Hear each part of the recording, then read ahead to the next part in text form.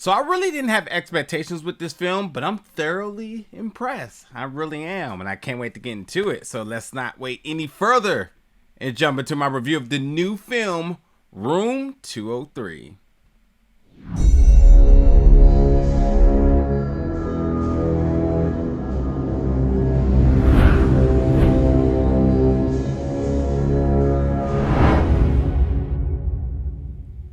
What's up, folks, and welcome back to the channel today for another review. And today we're going to be reviewing the film Room 203, which will be debuting on demand and digital in limited theatrical run April 15, and it has its red carpet premiere April 12th in Hollywood. So that's very exciting. So I had not heard of this film, which was interesting because it's a horror film, and from all the horror festivals that I've attended, leading up into this point, whether it was early this year or last year, I usually got a little bit of a hunch as to what horror films are coming down the pipeline. But like I said, this one is debuting on demand and in a very limited theatrical run April 15th. So that's, it's very good, and nonetheless, I was excited to check it out. But as I said, I didn't have any expectations because I had not heard of this. And then I wasn't familiar with our leads here, and Francesca, Viktoria, and Eric, who plays Kim, Izzy, and Ian. But I was thoroughly surprised after watching it. This film was actually built, much like a haunted house film, and, with an entity of possession and whatnot. But as the film got deeper and deeper, I thought the film got better. Like, I was like, okay, this is okay. It's not bad. It's like, you know what? This is actually pretty good. Solid production. It is an independent film, but doesn't feel like it.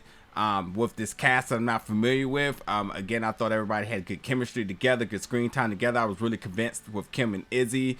They're best friends, and, they're just moving into their new place. They got their own apartment, room 203, and it's interesting because Kim is kind of stepping out on a limb here. Her parents are kind of like, if you leave us, don't ask us for anything, because not only is she like getting ready to attend school, but Izzy's a little bit more different, cut from a different cloth, shall I say. Izzy has had some troubling past with her family, so she's still kind of battling some grieving with her mother.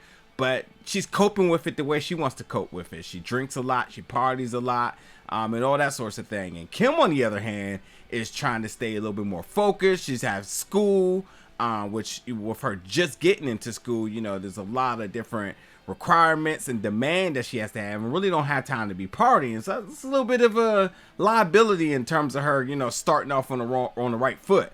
But that's where she meets Ian, and Ian is not only already acclimated with the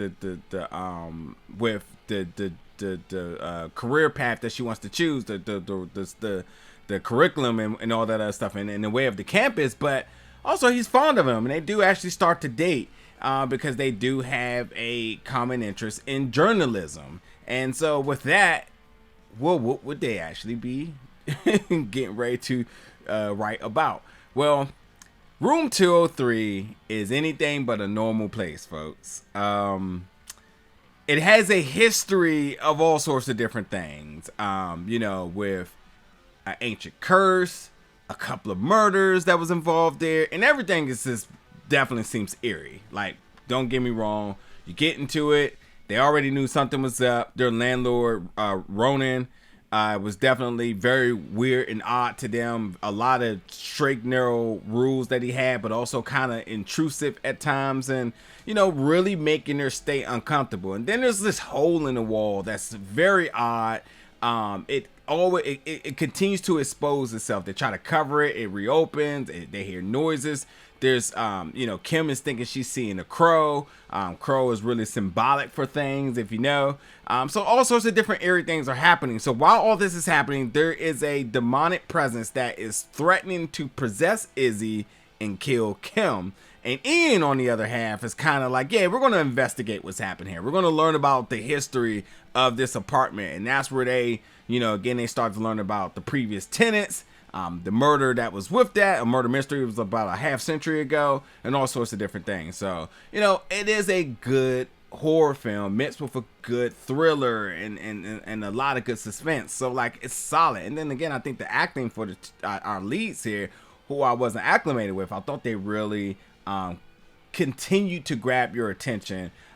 Kim and Izzy, if they're being best friends, I want to believe that. And then when they're in situations, I want them to feel and respond very naturally, you know, what most of us would do. And that's always the tricky thing with horror films. You know, if you sense danger, then you get out of there. You don't sense danger, it's like, oh look, it's danger, and just kind of stand around. So like I felt like they really deliver very natural performances in terms of their friendship, but also in the sense of danger, in the sense of also being uncomfortable in their circumstances. So there's that. And I also think to kind of tip towards Viktoria a little bit, and who plays Izzy, I thought also just her battling of her mental health and how she portrays that, but then also portrays this possessional state when, like, you know, just clearly something taking over her, how they were completely different.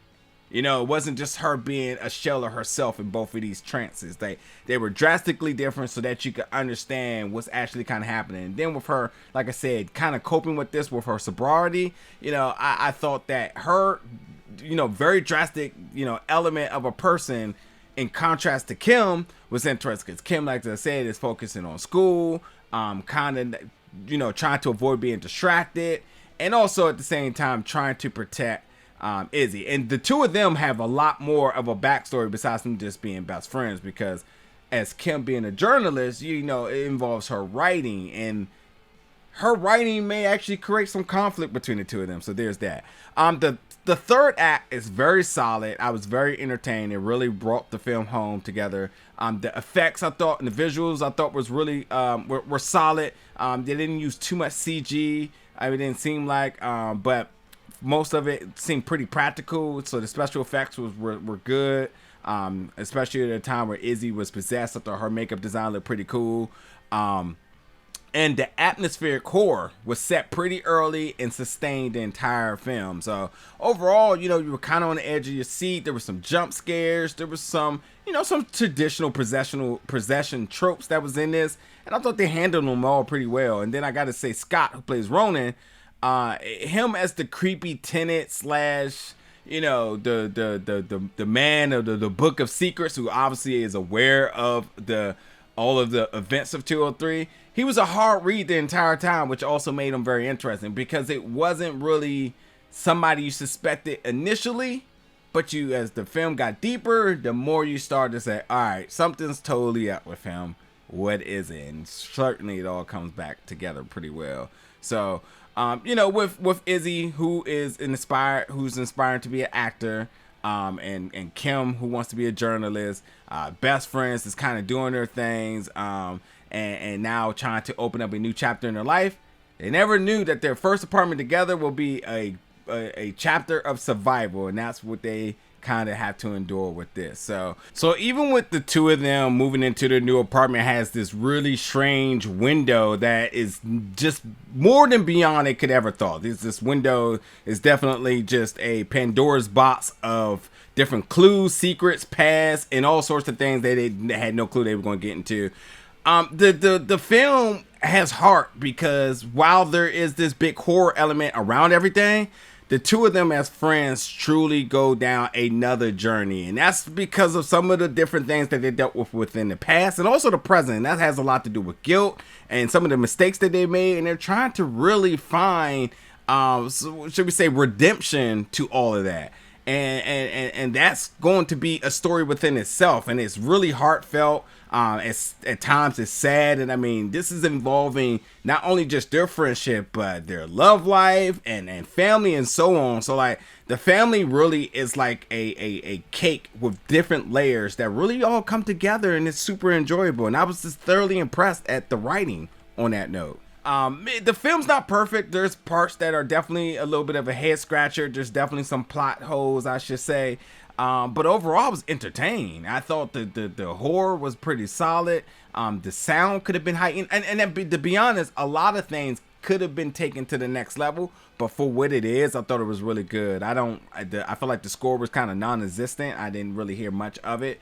But there was chilling sounds. But I think everything, if they wanted, could have been heightened, which means that I thought the film was pretty good. A lot of room to grow if they wanted to, but overall, just a good performance. And I think that this is definitely worth a watch. I would definitely tip my hat off to the writer and director Ben Jagger, who I think that may have something going on here. I like this style. I thought that I'm definitely a fan going forward, and if I had the opportunity to check it out in Hollywood for the premiere, I certainly would, because I think this does fit as a good back in theaters film. Yes, it's going to be on video on demand, but I think that if you have an opportunity to check it in theaters, you should, so because that maybe with me checking out at home, maybe that's the reason why the sound quality wasn't up to my standards. Maybe it would have been a lot better if you're sitting in the big room on a big screen and whatnot, and it really heightens everything. So like I said, I'm not knocking it. I'm just saying there was definitely room for that to have grown, and maybe it's just because of how I consumed it. And I think that if you have the opportunity to do so, then totally go check it out in theaters. But this is Room 203, a film I was not expecting to enjoy because I didn't have any expectations, and it's thoroughly impressed. For real. So jump in the comments. Let me know your thoughts about it once you check it out. And as always, stay tuned for more reviews very soon.